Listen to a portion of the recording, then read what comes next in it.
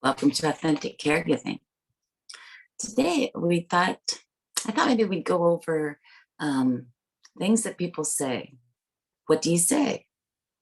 One is when you're caregiving and people come up and say, wow, you look so tired.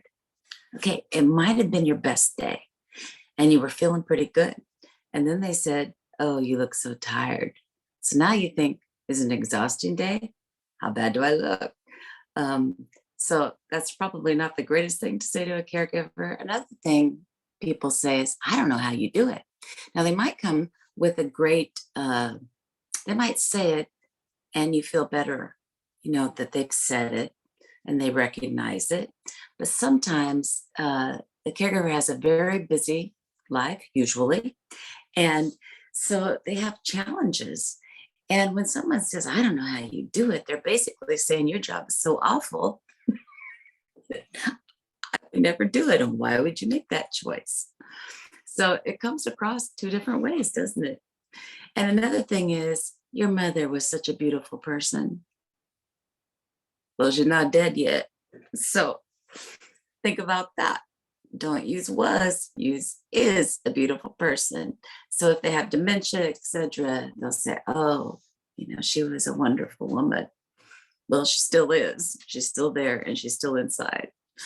Also, you hear the quip, God doesn't give you more than you can handle.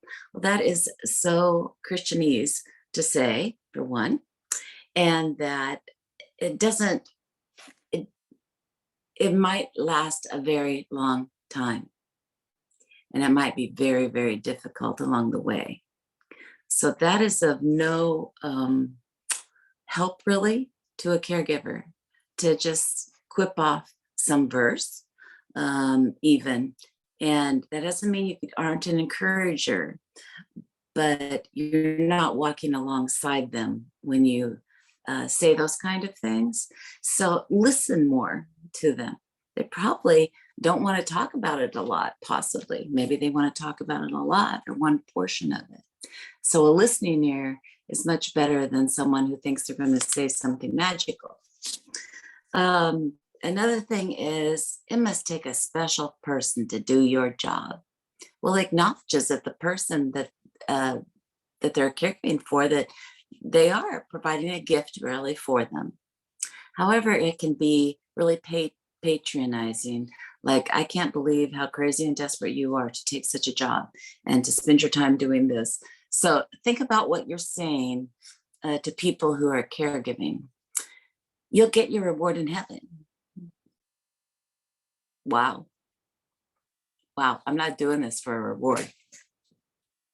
I'm not doing this for a reward. I'm doing this out of love. Interesting, huh? Call me if you need anything. That's useless. The caregiver's not going to call you. They just won't. So think about this. I had a person who said, I can't be here. I can't give you a bunch of time because I have a very busy life right now too. But I can bring you guys pizza every Friday. I'll put it in your refrigerator outside in the garage. Yes, please. One, I didn't have to speak to anybody because it was a very intense time for me with caregiving. And it was practical. It was what she could offer, and she offered something. So think about that. Offer something. Think of something to offer rather than, call me if you need anything.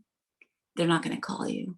They just won't. They don't have the time.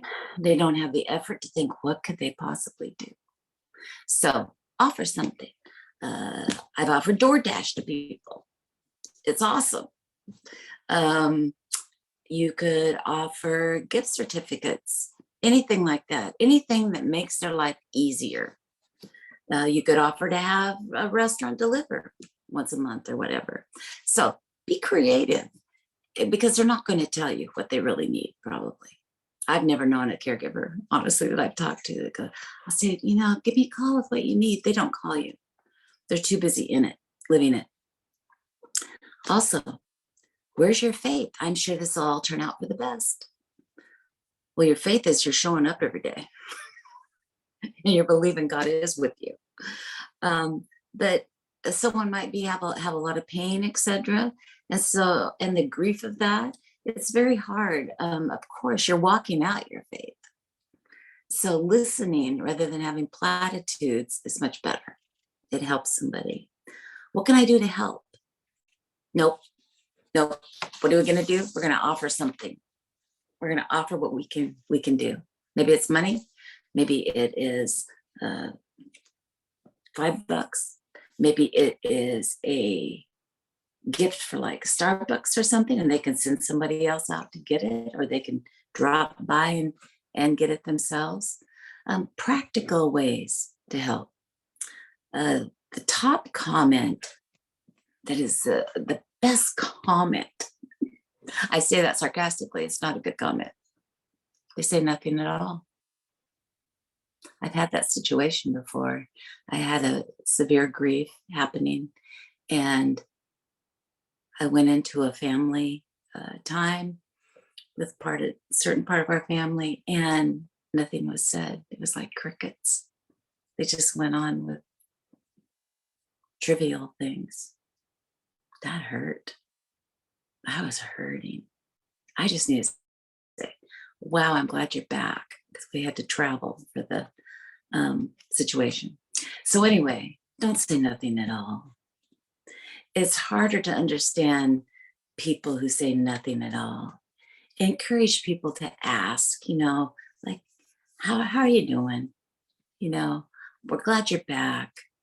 I'm sorry you had to go through this, whatever it is. That don't say nothing at all. It just hangs there. It's like the elephant in the room. So anyway, think about what you're saying. And I thought about these comments that you could say. I can help you by driving your care recipient to the doctor. I'd like to come over and sit with the person while you go out. Oh, wow. Wow. What day of the week works best to bring dinner over? See? Proactive. I love it. I love it. I'm praying for you. How's your care recipient doing? And to listen. How about a gift certificate, like for coffee, etc.? I don't think you should have to ask that.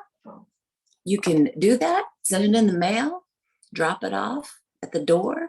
Sometimes if caregiving is going on intense in your home, it's really better to just leave it at the door. Like she put it in the refrigerator in the garage. I didn't have to make nice. I didn't have to figure out where to put something in the fridge in the house, etc. It was just what she could do, and it was awesome. I loved it. I loved it. It required nothing of me, nothing more of me. And at that time, I didn't need any more on me. Okay. And the other things are like, would you like to talk about it? How are you really doing? Not how are you really doing? Not that. How are you really doing? And then listen for the answer and respond accordingly. Can I help you with laundry? Yes. Isn't that great? I love that. I thought of you, and I'm going to bring you a care package. I'll just put it at the back door. Put the front door. Do you want me to bring it inside? Choices. I love it. So when you are with someone who is caregiving, think about what you're saying to them and how it comes across. And I know that you can do really well, but I thought those were great reminders, reminders for me too, as I approach other people in love, that I am not, I'm sincere, I'm authentic, and I offer what I can. I love it. I just want to remind you of my book, Yes, It's Backwards, Unable to Resist When You're Suddenly a Caregiver, and it's really not your gift. On Amazon, Barnes Noble, 40,000 retailers. You can ask for it. And also I had a article that I'm really proud of and happy with, and it was the Keep Going magazine, and it is issue number 6, the holiness issue. And you can get that at Nika, Nika, nikamaples.com, and you can order them. So I just thought I'd remind you guys of that, and I appreciate you watching today, and go out and make it an authentic day. Love you guys.